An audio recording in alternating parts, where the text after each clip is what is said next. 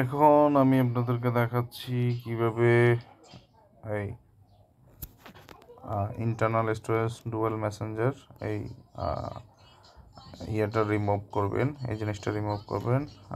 আমরা চলে আসবো হলো সেটিংসে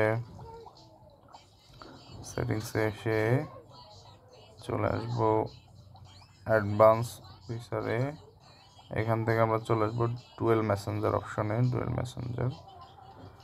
তো এখানে হচ্ছে যদি এটা এভাবে করতে চাই তাহলে হচ্ছে ইনস্টল চাচ্ছে। এখন আমি রিমুভ করে দিয়েছি। রিমুভ করার পরেও যে জিনিসটা আসতেছে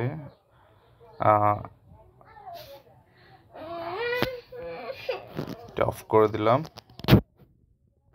তারপর হচ্ছে যে এখানে কিন্তু স্টোরটা দেখাচ্ছে। হ্যাঁ, তো আমাদের সেক্ষেত্রে করতে হবে, এখানে আসতে হবে, এসে কি করতে হবে, এখান থেকে ডিলিট অপশনটা, এই পপআপটা চলে আসবে।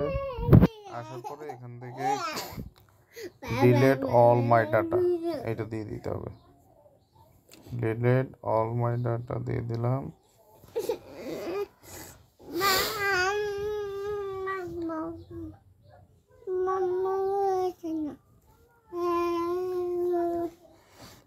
দিয়ে দিলাম, দেওয়ার পরে চলে গেছে।